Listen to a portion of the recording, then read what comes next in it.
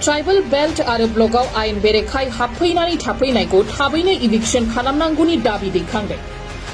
दिनै क'क्राझारनि एचएस आरो एमपि स्कुलनि गेवलां फोथाराव बड'लेण्ड जनजाति सुरक्षा मंच, बर' लिरगिरि गौतुम, बनसु, बर' सिनियर सिटिजेन फराम लोगोसे बर'नि गुबुन गुबुन मोन10 आफादफोरा 3 घन्टा धरना होनायनि गेजेरजों ट्राइबेल बेल्ट आरो ब्लकआव आयेन बेरेखायै हाबफैना थानायफोरखौ इभिक्शन खालामना होखारस्रांनांगौनि थाखाय आसाम सरकार आरो बिटिसि सरकारनिसिम खावलायहरदों।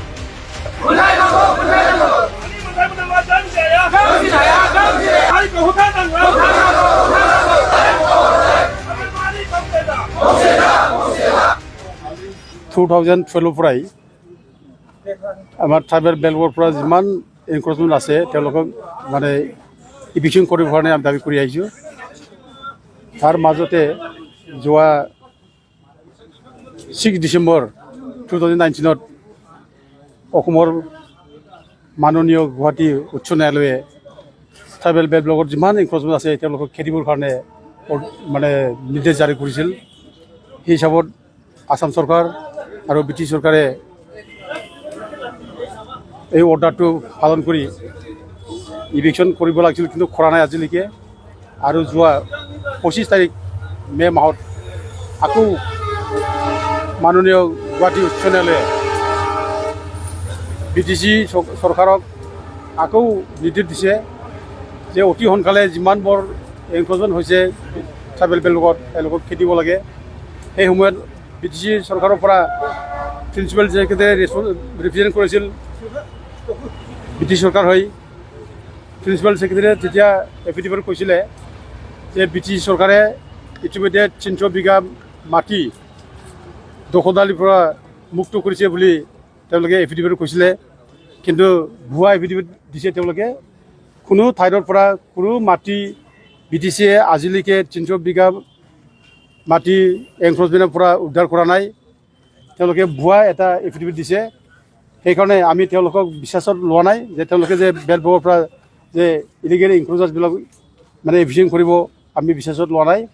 আজি আমি আমাৰ বডোলেণ্ড ষ্টুডেণ্টছ ইউনিয়ন, আমাৰ আগৰ এক্স ভলণ্টিয়াৰ ফ'ৰ্চ আৰু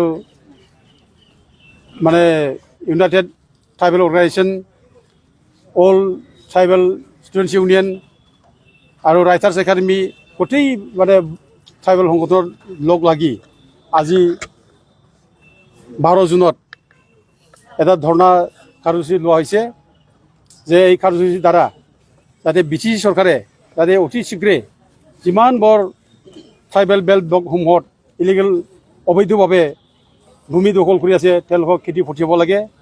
আমাৰ দাবী হ'ল আমাৰ বিটিচি অঞ্চলত 3,49,505 বিঘা মাটি আছে। এই মাটিবিলাকত এনক্ৰোচমেণ্ট হৈছে। এই মাটিৰ আজিলৈকে আমাৰ ট্ৰাইবেল মানুহেই ইয়াত খাজনা দি আছে। এই মাটিক আমাক লাগে, এই মাটিক উদ্ধাৰ কৰিব লাগে। আমি সেইকাৰণে ব্ৰিটিছ চৰকাৰক অতি শীঘ্ৰে আমাৰ এই দাবীক মানি আৰু হাইকোৰ্টৰ যিটো নিৰ্দেশনা মানি অতি শীঘ্ৰে আমাৰ এই দাবীক মানি আৰু হাইকোৰ্টৰ যিটো নিৰ্দেশনা মানি অতি শীঘ্ৰে দখল মুক্ত কৰিব লাগে আৰু আমাৰ ভূমি দখল মুক্ত কৰি আমাক বিলাই দিব লাগে। আমি সেইটো ব্ৰিটিছ চৰকাৰক আমি দাবী জনাইছোঁ। আজি হাইকোৰ্টৰ পৰা ভাৰ্ডিক্ট পোৱা যে ট্ৰাইবেল বেল্ট এণ্ড ব্লকৰ পৰা ইলিগেল এনক্ৰোচাৰবিলাকক মানে বিটিচি গভৰ্ণমেণ্টত মাননীয় হাইকোৰ্টে যি নটিচ জাৰি কৰিছে বা অৰ্ডাৰ দিছে, সেইটো যাতে অসম গভৰ্ণমেণ্ট বা বিটিচি গভৰ্ণমেণ্টে অনতি পলমে যে ইলিগেল এনক্ৰোচাৰবিলাকক আমাৰ বিটিচিৰ ট্ৰাইবেল বেল্ট এণ্ড ব্লকৰ পৰা যেন ইহঁতসকলক সোনকালে যেন মানে সমাধান কৰি দিয়ে। আমি আজিৰ ধৰ্ণাৰ যোগেদি আমি অসমৰ মুখ্যমন্ত্ৰীদেৱক আমন্ত্ৰণ কৰিব বিচাৰোঁ, ৰিকুৱেষ্ট কৰিব বিচাৰোঁ যে একেতে ভূমিপুত্ৰৰ হকে বহুত মাত মাতি আহিছে আজি ভূমিপুত্ৰৰ লগত যিটো অন্যায় হ'বলৈ গৈ আছে, একেতে সেইটো বস্তু নিশ্চয় নেদেখা নহয়। আমাৰ কাৰণে একেতে বহুত কথা হৈ গৈছে। গতিকে আমি মাননীয় মুখ্যমন্ত্ৰীদেৱক আজিৰ ধৰ্ণা কাৰ্যসূচীৰ যোগেদি আমি আহ্বান কৰিব বিচাৰোঁ যেন আমাৰ অসমৰ মুখ্যমন্ত্ৰী শৰ্মাদেৱে তাৰমানে আমাৰ BTCৰ শাসকীয় দলক সোনকালে যেন মানে অৰ্ডাৰ কৰি মাননীয় হাইকোৰ্টৰ অৰ্ডাৰ মৰ্মে ইয়াৰে ইলিগেল ইনক্ল'জাৰবিলাকক সোনকালে যেন সমাধান কৰি দিয়াৰ ব্যৱস্থা কৰে আমি মুখ্যমন্ত্ৰীৰ ওচৰত আমন্ত্ৰণ কৰিলোঁ।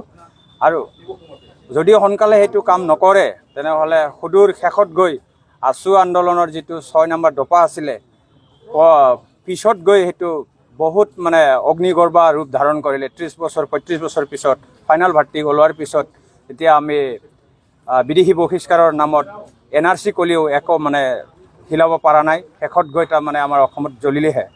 তো গতিকে আজি BTCত যিটো ইলিগেল ইনক্ল'জাৰবিলাকৰ এগেইনষ্টত যিটো ভাৰ্ডিক্ট ওলাইছে সেইটো যদি সোনকালে নকৰে তেনেহ'লে সুদূৰ ভৱিষ্যতত গৈ যদি সেইটো বহুত দিনৰ পিছত যদি ভাৰ্ডিক্টটো ওলায়, ফাইনেল ভাৰ্ডিক্টটো ওলোৱাৰ পিছতহে কাম কৰিম বুলি ভাবে, তেনেহ'লে যে অসমত যিটো NRCৰ ক্ষেত্ৰত হৈছে BTCটো ছেম হ'ব বুলি আমি মানে ধাৰণা কৰিছোঁ আৰু যিটো বস্তু আমি চকু দি দেখা পাই আছোঁ। তো গতিকে অসমৰ মুখ্যমন্ত্ৰীদেৱক আমি আমন্ত্ৰণ কৰিব বিচাৰোঁ অতি সোনকালে যেন BTC গভৰ্ণমেণ্টক কৈ পেলাই ভূমিপুত্ৰৰ ৰক্ষাৰ স্বাৰ্থত যিহেতু দয়ালু আমাৰ মুখ্যমন্ত্ৰীয়ে একেতে সোনকালে বিহিত ব্যৱস্থা ল'ব বুলি আমি আশাবাদী।